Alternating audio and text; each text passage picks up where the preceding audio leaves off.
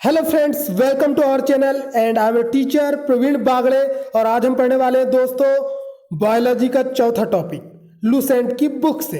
तो दोस्तों आज मैं आपको जेनेटिक्स पढ़ाने वाला हूं और मैं आपको जानकारी के लिए बता दूं कि बायोलॉजी का मेरा जो चैप्टर है और जो टॉपिक्स है, बहुत दिनों से मैं वीडियोस नहीं बना पा रहा था, लेकिन अब मैं कंटिन्यू वीडियो बनाने वाला हूं।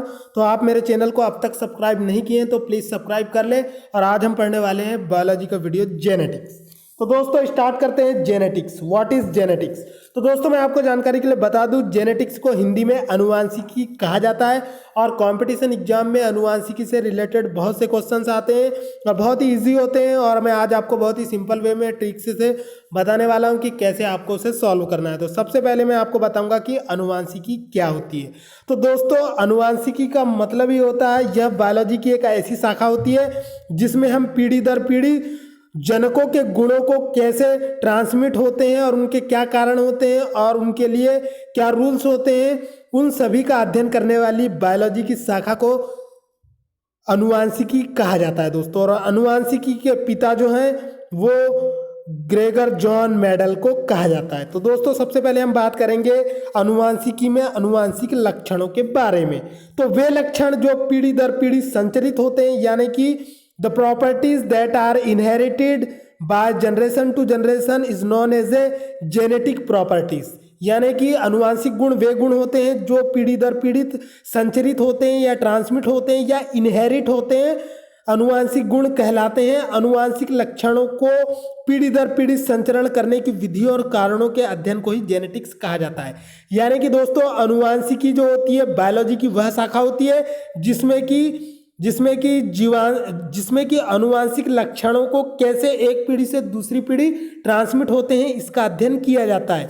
अब बात करेंगे दोस्तों अनुवांशिकता के बारे में। सर्वप्रथम जानकारी ऑस्ट्रिया के निवासी ग्रेगर जोहन मेंडल 1822 यानी 1822 से 1884 यानी कि 1822 में पैदा हुए थे जॉन मेंडल और 62 साल बाद 1884 में उनकी डेथ हो गई, यानी कि वो गुजर गए। इस तरह से दोस्तों हम बात करेंगे ग्रेगर जॉन मेंडल की। तो ग्रेगर जॉन मेंडल जो कि 1822 से 1884 तक के जिन्होंने बायोलॉजी के क्षेत्र में शोध कार्य किए, जो कि ऑस्ट्रिया के महान वैज्ञानिक थे, इस कारण इन्हें अनुवांशिकी का पिता फादर ऑफ जेनेटिक्स कहा जाता है। तो दोस्तों कंपटीशन एग्जाम में पूछा जाता है कि फादर ऑफ जेनेटिक्स किसे कहा जाता है। तो मैं आपको जानकारी के लिए बता दूं दोस्तों, ऑस्ट्रिया के महान वैज्ञानिक ग्रेगर जॉन मेंडल को अनुवांशिकी का पिता कहा जाता है। इस फैक्ट को आपको 100% रट लेना, ये कंपटीशन एग्जाम में कई बार पूछा जा चुका है। आगे बढ़ते हैं दोस्तों, इसके बाद में एक नोट पॉइंट पे डिस्कस करेंगे अनुवांशिक या अनुवांशिकता शब्द का प्रयोग सबसे पहले किसने किया।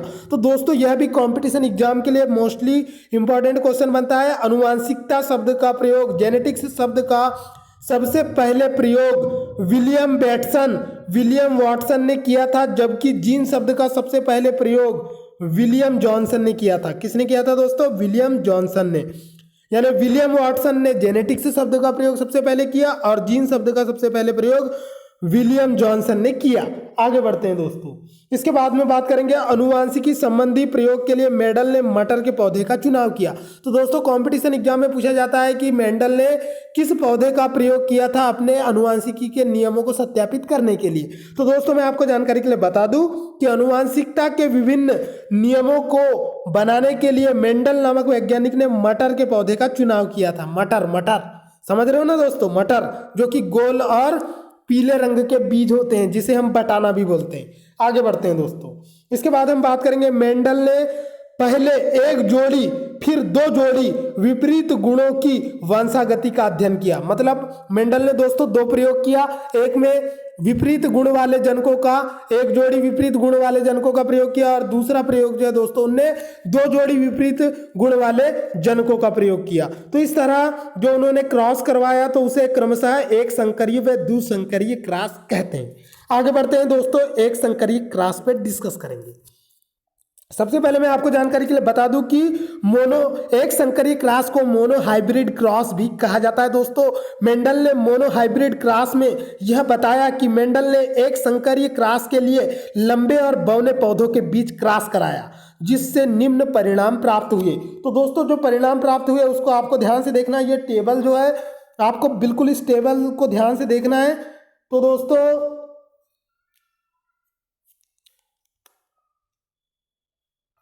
दोस्तों हम लोग डिस्कस कर रहे थे एक संकरी क्रॉस के ऊपर टेबल की। तो दोस्तों मेंडल ने जो ये टेबल बनाया था इसको आपको ध्यान से देखना है कि इस टेबल में क्या हुआ था। तो दोस्तों एक संकरी क्रॉस में मेंडल ने दो विपरीत गुणों वाले जनकों के बीच संकरण कराया और उससे जो परिणाम प्राप्त हुए उसे इस टेबल की सहायता से या ग्राफ की सहायता से हम समझते हैं। तो दोस्तों उसने सबसे पहले लंबा पौधा लिया जिसे टीटी से उसने डिनोट किया है और एक बौना पौधा लिया जो कि दो शुद्ध गुण वाले अलग अलग गुणों वाले जनक थे और दूसरा पौधा जो था वो बौना पौधा था और उनके बीच में कृत्रिम परागण कराया। तो कृत्रिम परागण क्या होता है दोस्तों कि जब नर युग्मक और मादा युग्मक को कृत्रिम रूप से संकरित कराया जाता है तो उसे क्या कहा जाता है, कृत्रिम परागण कहा जाता है। तो दोस्तों इसमें क्या हुआ तो आगे बढ़ते हैं। तो टीटी सभी संकर पौधे F1 पीढ़ी में लंबे प्राप्त हुए, यानी कि जो पहली पीढ़ी थी दोस्तों, पहली पीढ़ी जो थी उसमें सारे पौधे लंबे पैदा हुए, जिससे मेंडल ने यह निष्कर्ष निकाला कि जब दो विपरीत गुणों वाले जनकों के बीच में संकरण कराया जाता है तो प्रभावी गुण क्या होता है, पहली पीढ़ी में व्यक्त होता है। इसे ही उसने प्रभावितता का नियम, लॉ ऑफ डोमिनेंस कहा था। दोस्तों आगे बढ़ते हैं। इसके बाद में शुद्ध लंबे दूसरी पीढ़ी में क्या हुआ, जब स्वपरागण हुआ, मतलब कि ऑटोमेटिकली परागण हुआ, तो उसमें क्या हुआ, यहाँ कृत्रिम परागण नहीं हुआ, स्वपरागण हुआ। तो शुद्ध लंबे पौधे जो थे दोस्तों वो 25% आए। अब क्या हुआ, लंबे पौधे का परसेंटेज जो है वो कम हो गया और संकर लंबे पौधे कितने हुए, वो 50% थे। मतलब कि उसमें लंबे तो थे पौधे लेकिन उनमें बौनेपन का भी गुण था जो हाइड था, छुपा हुआ था। इसके अलावा जो शुद्ध बौने पौधे थे दोस्तों वो 25% थे। ये F2 पीढ़ी में ये घटना घटी। तो दोस्तों स्वपरागण में हमेशा क्या होता है, हमेशा शुद्ध लंबे पौधे प्राप्त होते हैं और स्वपरागण में क्या होता है कि 75% पौधे लंबे होते हैं और 25% पौधे बौने होते हैं। लेकिन स्वपरागण में दोस्तों हमेशा शुद्ध बौने पौधे प्राप्त होते हैं। ये F3 पीढ़ी में होता है। तो F2 पीढ़ी के पौधे का जो फिनोटाइप था वो क्या था दोस्तों, 3:1 था। फिनोटाइप का मतलब होता है दोस्तों कि जीवधारियों के जो लक्षण प्रत्यक्ष रूप से दिखाई देते हैं उन्हें फिनोटाइप कहा जाता है और जीनोटाइप जो होता है दोस्तों जीवधारियों के अनुवांशिक संगठन को उसका जीनोटाइप कहा जाता है, जो कि कारकों के जीन का बना होता है, यानी कि जीन पर डिपेंड करता है दोस्तों वो। आगे बढ़ते हैं। इसके बाद में मैं आपको बताऊंगा द्विसंकर क्रॉस के बारे में।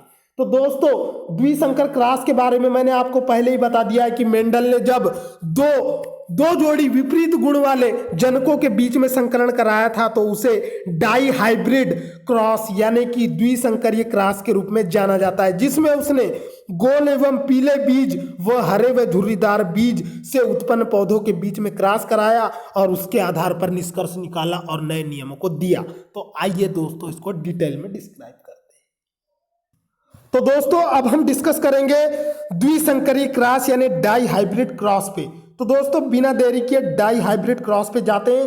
डाई हाइब्रिड क्रॉस के बारे में मैंने आपको बताया था कि मेंडल ने दो जोड़ी पौधों को, विपरीत गुण वाले दो जोड़ी पौधों को चुना और उनके बीच में संकर कराया, इसीलिए इसे डाई हाइब्रिड क्रॉस यानी द्विसंकरीय क्रॉस कहा जाता है। तो दोस्तों गोल और पीले बीज वाले मटर के पौधों को चुना और हरे व धुर्रीदार बीज वाले मटर के पौधों को चुना।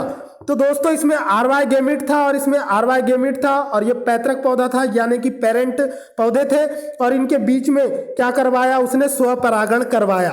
तो मेंडल ने जब स्वपरागण करवाया दोस्तों तो F1 पीढ़ी में सारे पौधे गोल और पीले संकर बीज पैदा हुए, यानी कि गोल और पीला बीज ये क्या था, प्रभावी गुण था। लेकिन इनमें जो है हरे और झुर्रीदार वाले भी गुण थे जो कि F2 पीढ़ी में क्या होंगे दोस्तों, प्रेजेंट होंगे, जो हम आगे पढ़ते हैं। तो F2 पीढ़ी में क्या हुआ, तो स्वपरागण जब हुआ इन जनकों के बीच में, यानी जो उनके चाइल्ड थे उनके बीच में जब स्वपरागण हुआ दोस्तों तो क्या हुआ, गोल और पीले बीज के बीच में जब संकरण हुआ दोस्तों तो क्या हुआ, देखिए इस टेबल को ध्यान से समझिए, इस ग्राफ को। तो नर युग्मक को हमने ऊपर रखे और मादा युग्मक को हमने नीचे रखे। तो नर युग्मक को हमने दोस्तों हॉरिजॉन्टली अरेंज्ड किए हैं और मादा युग्मक को वर्टिकली अरेंज्ड किए। तो जब हमने शुद्ध नर और मादा के बीच में संकरण कराया दोस्तों तो गोल और पीले बीज वाले पौधे या मटर के पौधे उत्पन्न हुए। जब हमने दोस्तों आर वाई नर युग्मक और आर वाई मादा युग्मक के बीच में संकरण कराया तो गोल और हरे बीज वाले शुद्ध पौधे प्राप्त हुए। मतलब कि जब आप शुद्ध शुद्ध के बीच में क्या करवा रहे हैं, संकरण करवा रहे हैं, तो आपको शुद्ध शुद्ध गुण वाले बीज प्राप्त हो रहे हैं दोस्तों। लेकिन जब आप शुद्ध और अशुद्ध, शुद्ध नर युग्मक अशुद्ध नर युग्मक जैसे कि आर आर वाई वाई, यहाँ capital R R capital Y small Y के बीच में जब शुद्ध से हमने संकरण कराया दोस्तों, तो हमको अशुद्ध प्राप्त हुआ। यानी कि इस बात से यह निष्कर्ष निकलता है कि जब नर युग्मक या मादा युग्मक में से कोई एक युग्मक में अशुद्ध गुण पाए जाते हैं तो वो उनके चाइल्ड में भी प्रदर्शित होते हैं। लेकिन जब आप शुद्ध शुद्ध गुणों के बीच में क्या करवाते हैं, संकरण कराते हैं, तो उसका भी शुद्ध शुद्ध प्राप्त होता है आपको। तो दोस्तों इस आधार पर मेंडल ने यह निष्कर्ष निकाला कि F2 पीढ़ी के पौधों का जो, देखो दोस्तों हमेशा एग्जाम में क्वेश्चन आएगा F1 पीढ़ी के ऊपर नहीं आएगा, क्योंकि F1 पीढ़ी में शुद्ध गुण ही प्रदर्शित होते हैं, अशुद्ध गुण तो हाइड हो जाते हैं, यह प्रभाविकता का नियम है। लेकिन जब बाद क्वेश्चन आएगा तो वो आएगा दूसरी पीढ़ी यानी F2 पीढ़ी में क्या हुआ। तो दोस्तों आपको यहाँ पे इंपॉर्टेंट फैक्ट यही याद रखना है कि जब मेंडल ने द्विसंकरीय क्रॉस कराया तो F2 पीढ़ी का फिनोटाइप अनुपात क्या था, ये क्वेश्चन फेंकेगा दोस्तों। तो इसका आंसर होगा कि F2 पीढ़ी के पौधों का फिनोटाइप अनुपात 9:3:3:1 होता है। लेकिन अगर क्वेश्चन आया कि F2 पीढ़ी का जीनोटाइप अनुपात क्या होता है, तो जीनोटाइप अनुपात होता है 1:2:1 होता है। ठीक है दोस्तों, 1:2:1:2:4:2:1:1 होता है। मतलब कि दोस्तों ये लंबा वाला है, तो इसको आपको याद रखना है, संख्या के रूप में रख सकते हो 12 12 42 12 1, ऐसा आप इसको याद रख सकते हो ट्रिक के रूप में 12 12, उसके बाद में 42 12 1। तो दोस्तों जब क्या किया मेंडल ने द्विसंकरीय क्रॉस कराया अशुद्ध गुण वाले विजातीय गुण वाले दो जनकों के बीच में, तो जो अनुपात आया वो 12 12 42 12 1 आया। ठीक है, और ये काय का अनुपात था, ये जीनोटाइप का अनुपात था। लेकिन फिनोटाइप का अनुपात बहुत ही सरल है, 9:3:3:1। तो इसको तो आपको याद रखने की जरूरत नहीं है, ये द्विसंकरणीय क्रॉस में आया था दोस्तों 9:3:3:1। ये आपको बिल्कुल रट लेना है, क्योंकि यही क्वेश्चन बहुत ज्यादा पूछा जाता है। आगे बढ़ते हैं दोस्तों। उपरोक्त तो दोनों प्रकार के प्रयोगों के आधार पर मेंडल ने आनुवंशिकता से संबंधित कुछ नियम दिए, जिन्हें मेंडल के आनुवंशिकता के नियम के नाम से जाना जाता है। इन्हीं नियमों में पहला एवं दूसरा नियम एक संकरीय क्रॉस के आधार पर बनाया गया है, जबकि तीसरा नियम दोस्तों ये कंपटीशन के लिए बहुत ही इंपॉर्टेंट है, ये द्विसंकरीय क्रॉस पर आधारित था। आगे बढ़ते हैं, मेंडल के नियम के ऊपर डिस्कस करेंगे। तो दोस्तों बिना देरी के डिस्कस करते हैं मेंडल के नियम के ऊपर। तो पहला नियम क्या बोल रहा है, तो दोस्तों मेंडल के नियम कंपटीशन एग्जाम में पूछा जाता है कि मेंडल का पहला नियम आनुवंशिकता से संबंधित क्या था। तो दोस्तों मेंडल के पहले नियम को प्रभाविकता का नियम कहा जाता है, लॉ ऑफ डोमिनेंस। तो दोस्तों लॉ ऑफ डोमिनेंस क्या था ये पढ़ते हैं। तो दोस्तों कंपटीशन एग्जाम में पूछा जाता है कि मेंडल का आनुवंशिकता का नियम, पहला नियम किस पर आधारित था, तो वो प्रभाविकता का नियम था, वो प्रभाविकता के ऊपर आधारित था।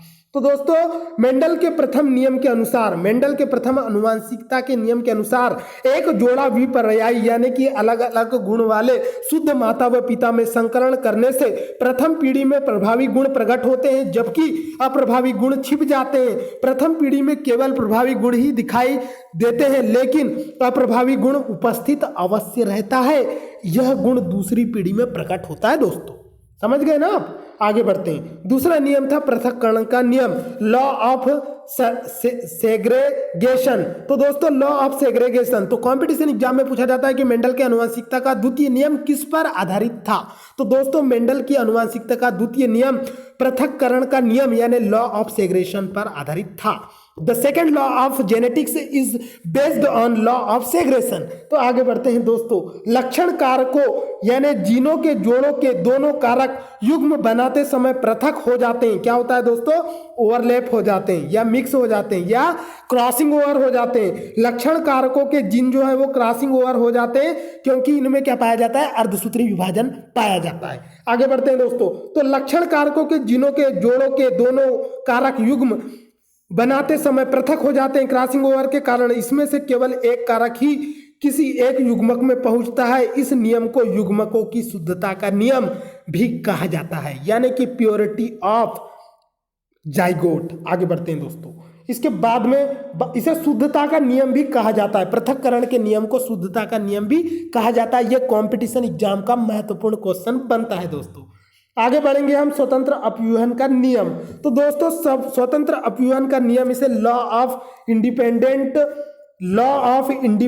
एस्टोरमेंट भी कहा जाता है, लॉ ऑफ इंडिपेंडेंट एस्टोरमेंट। तो दोस्तों मेंडल के अनुवांशिकता के तृतीय नियम को स्वतंत्र अपव्यूहन का नियम या लॉ ऑफ इंडिपेंडेंट एस्टोरमेंट भी कहा जाता है। जब दो विपरीत लक्षणों वाले पौधों के बीच संकरण कराया जाता है तो दोनों लक्षणों का पृथक्करण स्वतंत्र रूप से होता है। एक लक्षण की वंशानुगति दूसरे लक्षण की वंशानुगति को प्रभावित नहीं करती और मेंडल ने इस तृतीय गुण को द्विसंकर क्रॉस के द्वारा प्रूव किया था। इस बात को आपको बिल्कुल रट लेना है। और आगे के जो दो नियम थे वो एक संकर क्रॉस पर आधारित थे। आगे बढ़ते हैं दोस्तों। इसके बाद में कुछ इंपॉर्टेंट फैक्ट बनते हैं जिनको आपको बिल्कुल रट लेना है। डब्ल्यू वाटसन ने 1905 में जेनेटिक्स शब्द का प्रयोग सबसे पहले किया।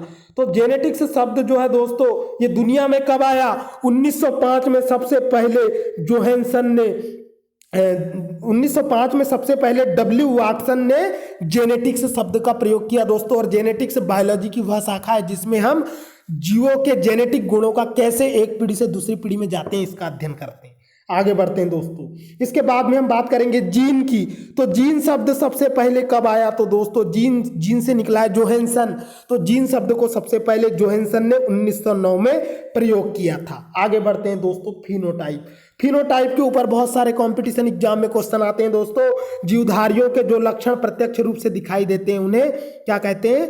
फिनोटाइप कहते हैं। क्या कहते हैं दोस्तों? फिनोटाइप। जैसे फेस, आपका जो फेस होता है वो आपका गोरा है, काला है, कैसा है आपका दिखाई देता है। तो ऐसे लक्षण जो दिखाई देते हैं वो क्या कहलाते हैं? फिनोटाइप कहलाते हैं। बात करेंगे जीनोटाइप की। तो ऐसे लक्षण जो हमारे गुणसूत्र के जीन में पाए जाते हैं जो कि हमारे व्यवहार में होते हैं उन्हें हम जीनोटाइप कहते हैं। जैसे जीवधारियों के अनुवांशिक संगठन को उनका जीनोटाइप कहते हैं जो कारकों के जीन का बना होता है। और जीन कहाँ पाया जाता है दोस्तों? हमारे क्रोमोसोम गुणसूत्र में पाया जाता है। आगे बढ़ते हैं। युग्म विकल्पी या एलील्स क्या होते हैं? तो दोस्तों कंपटीशन एग्जाम में पूछा जाता है कि एलील्स क्या होते हैं। तो एक ही गुण के विभिन्न विपर्यायी रूपों को प्रकट करने वाले कारकों को एक दूसरे का युग्म विकल्पी या एलील कहा जाता है। अब आगे बढ़ते हैं दोस्तों। बात करेंगे लिंकेज या संलग्नता पर। तो दोस्तों बायोलॉजी में लिंकेज या संलग्नता के ऊपर भी कभी कभी क्वेश्चन पूछ लिया जाता है तो आपको इसको भी बिल्कुल रट लेना है।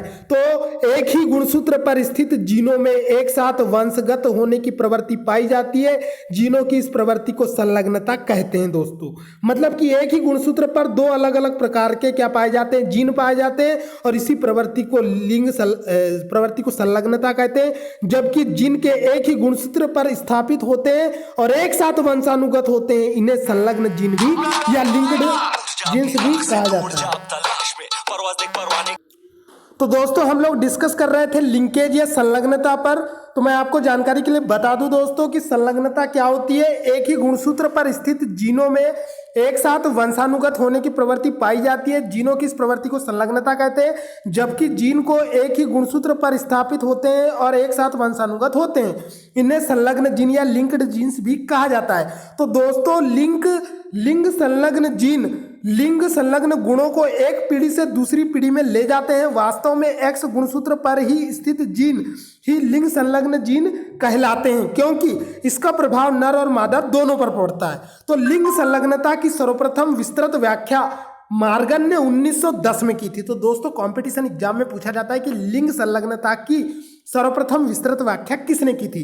तो टीएच मार्गन ने की थी 1910 में। और मनुष्यों में कई लिंग संलग्न गुण जैसे रंग वर्णांधता यानी कि दोस्तों कलर ब्लाइंडनेस, गंजापन, हीमोफीलिया, मायोपिया, हाइपरट्राइकोसिस इत्यादि पाए जाते हैं। तो दोस्तों कंपटीशन एग्जाम में पूछा जाता है कि गंजापन, लिंग संलग्नता, रक्त वर्णांधता, हीमोफीलिया, मायोपिया, हाइपरट्राइकोसिस ये सभी किसके कारण पाए जाते हैं? तो ये रोग जो होते हैं दोस्तों ये लिंकेज के कारण पाए जाते हैं। इस फैक्ट को आपको बिल्कुल रट लेना है कि लिंकेज के कारण मनुष्य में कौन कौन से रोगों की वंशानुगति होती है? रक्त वर्णांधता, कलर ब्लाइंडनेस, गंजापन, हीमोफीलिया, मायोपिया और हाइपरट्राइकोसिस।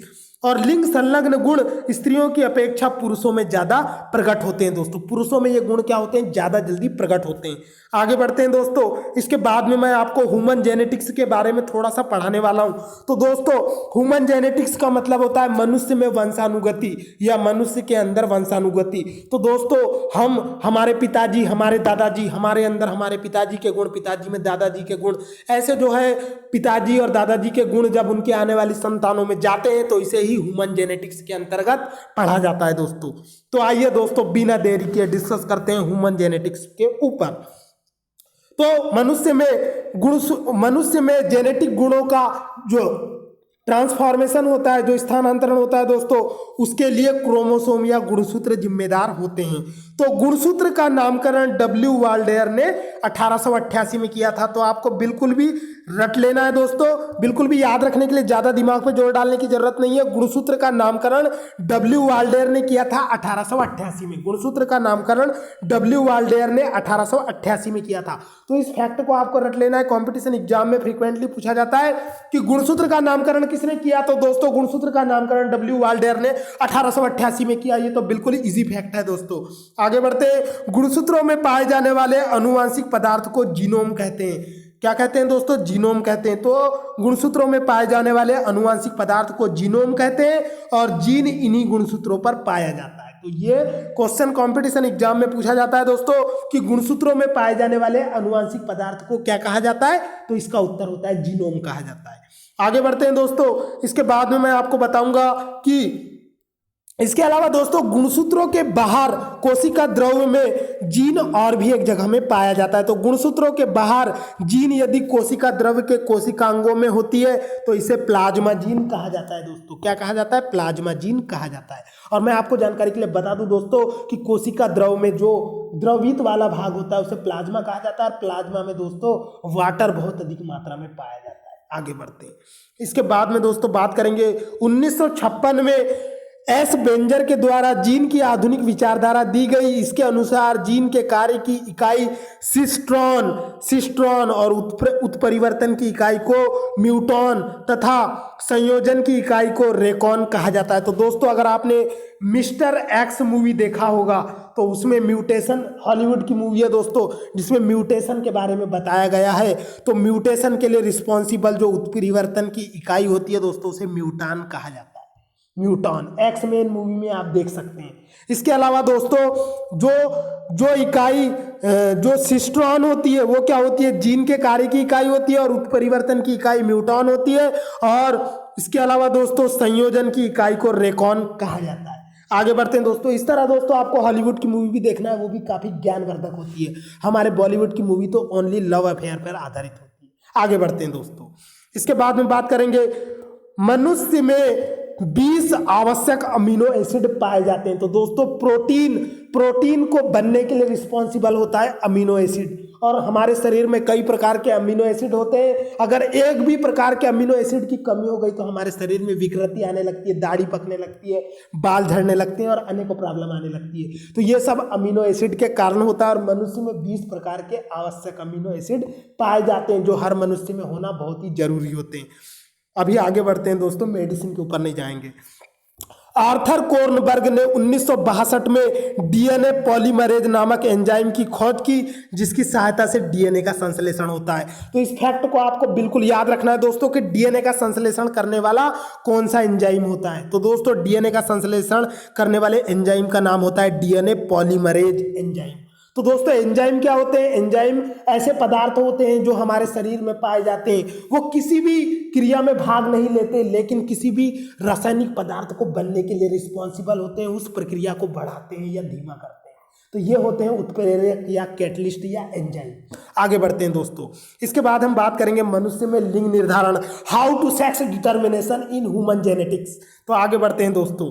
तो जेनेटिक्स के बारे में तो मैं दोस्तों आपको पूरा साल भर भी पढ़ाऊँ तो कम है, लेकिन दोस्तों ज़्यादा हो गया, महीना भर भी पढ़ाऊँ तो कम है। लेकिन दोस्तों जेनेटिक्स अपने आप में एक बहुत ही इंटरेस्टिंग टॉपिक है। मैं आपको बताऊंगा कि मनुष्य में सेक्स का निर्धारण कैसे होता है, कि पैदा होने वाला बेटा लड़का होता है कि लड़की होती है। तो दोस्तों मैं आपको जानकारी के लिए बता दूं, the total number of chromosome are present in human body, the total number of chromosome R46। मनुष्य में टोटल 46 गुणसूत्र पाए जाते हैं जो कि कंपटीशन एग्जाम में पूछे जाते हैं। और अगर क्वेश्चन पूछा जाता है कि कितने जोड़े गुणसूत्र पाए जाते हैं तो 23 जोड़े गुणसूत्र पाए जाते हैं, जिसमें 22 जोड़े गुणसूत्र जो होते हैं वो कायिक लक्षणों का निर्धारण करते हैं और एक जोड़ा जो गुणसूत्र होता है वो सेक्स का निर्धारण करता है, यानी कि लिंग का निर्धारण करता है, जिसे कि दोस्तों स्पेशल गुणसूत्र कहा जाता है। आगे बढ़ते हैं तो दोस्तों मनुष्य में लिंग निर्धारण को बुक से पढ़ लेते हैं। मनुष्य में गुणसूत्रों की संख्या 46 होती है।